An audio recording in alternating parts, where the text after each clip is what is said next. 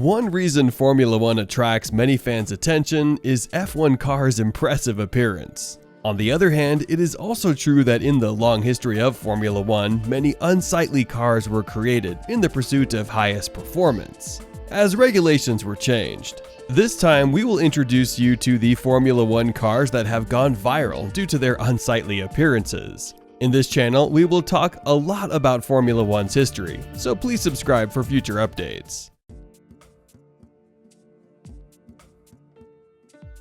The Williams FW26 was designed and developed under the command of the technical director at the time, Patrick Head, and the chief designer, Gavin Fisher. It was introduced to 2004 Formula 1 Grand Prix. The former FW25 featured an aerodynamic design with a concept similar to Ferrari, by the aerodynamicist Antonio Teruzzi, who was poached from Ferrari, and who had been on team during their golden age with Michael Schumacher. This aerodynamics design pushed Williams into the title battle with Ferrari and McLaren until the end of the season. The team of Juan Pablo Montoya and Ralf Schumacher took a total of 4 wins, but unfortunately they missed the championship. Williams realized that they would not win with the same concept as Ferrari and decided to adopt a novel aerodynamic design. FW26's design from this project installed a twin keel as a supporting part of the front suspension instead of a single keel. Twin keel was expected to increase the airflow under the nose and generate more downforce. But in order to make its practice even more effective, the front wing struts were moved forward from the thick and short nose cone. As a result, it had a unique appearance with the nose sticking out. The shape was called the walrus nose as it resembled a walrus's tusk. The number of engines per race was limited to 1 from this season. BMW, which had been supplying engines to Williams, was slow starting to respond to the change. They could not introduce the new spec engine before the opening. Williams had to use the old one in the beginning of the season. After the season broke, it became apparent that this characteristic front shape was leading a cause of nervous handling. Lap times became unstable and Williams struggled with the issue in the early stage. Until the end of the first half, FW26 couldn't mark any wins, and the team finally decided to give up on the walrus nose and change back to a normal front nose shape from the Hungarian Grand Prix as the 13th round. They ended up not changing the twin keel, but improved the body balance by reviewing the shape of the nose and the front wing. Montoya finally made his first win of the season in the final round of the Brazilian Grand Prix. The team managed to avoid a no-win year.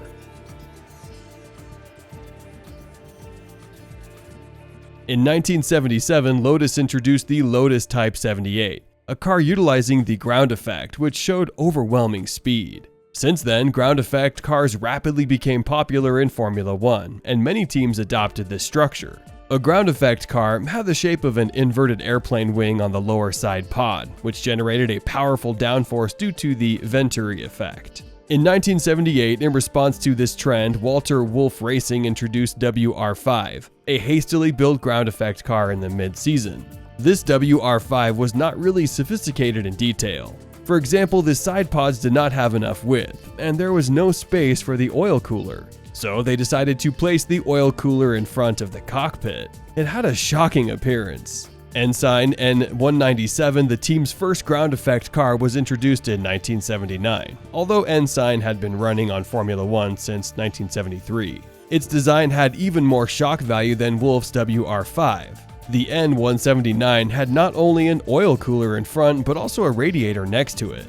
This shape gave the team the advantage of reshaping the design of the side pod's wing more freely, which is important for ground effect cars. But in the 1979 South African Grand Prix at the debut race, a cooling issue occurred and it overheated. Ensign could not solve the problem.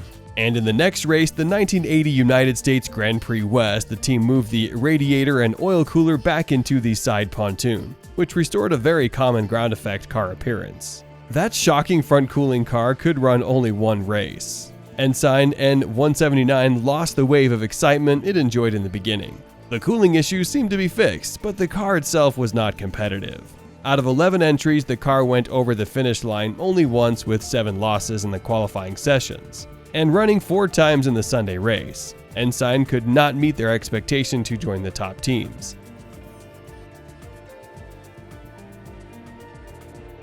Max Mosley, who later became FIA president, helped the foundation of March, which entered Formula 1 as a constructor in 1970.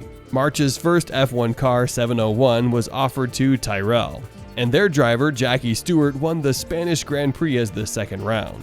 After getting off to a strong start as a constructor, March aimed for a larger leap. Next year in 1971, the team produced a new model, March 711. March 711 adopted a unique, elliptically shaped front wing, with a strut extended from the tip of the nose, changed completely from the classic design of the former year. This design was said to be inspired by the British fighter aircraft Spitfire. The rear section was designed with a reference to the Formula 2 vehicle, and the engine was combined with a Cosworth's DFV engine and an Alfa Romeo's V8. The March's Works team hired 4 drivers, including Ronnie Peterson, who was in the second year since his debut.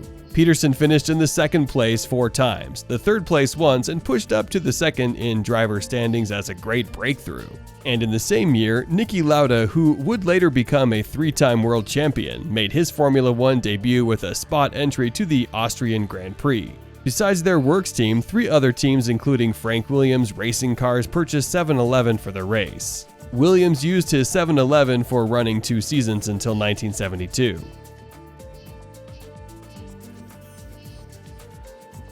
A major regulation change occurred in the 2014 Formula 1 Grand Prix. Some changes were made to bodywork regulations along with the conversion of the engine to a power unit. Regulation changes covered the width of the front and rear wings and the monocoque height. Accordingly, the appearance of the F1 cars significantly changed from the previous year, but the most controversial change was about the height of the tip of the front nose. Compared to the previous year, the nose position had to be kept lower, while the narrower width of it was allowed. Some teams adopted a tapered nose shape called the anteater nose, considering aerodynamic performance. Among them, CT05, developed by Caterham and designed mainly by technical director Mark Smith, was called the worst by disappointed fans. It looked like a tapered anteater nose growing from the cross-section of the thick nose connected with the monocoque. The drivers were Kamui Kobayashi, who returned to Formula 1 since 2012, and a rookie Marcus Ericsson. Since 2010, when they started participating in Formula 1 as Lotus Racing, Caterham was battling in the back line with low performance, which did not change that year. Ericsson's highest position was 11th at the Monaco Grand Prix. Without winning a prize, the team missed the United States and Brazilian Grand Prix due to financial problems in the end of the season. After all, Caterham withdrew from F1 at the end of the season, and the team disbanded. This CT05 became the last car of the Caterham team. So, what do you think? This time we explain the F1 cars that once gained attention with their ugly appearances. This channel will introduce more and more Formula 1 history, so please subscribe to us and it will drive us forward. Thank you for watching. See you in the next video.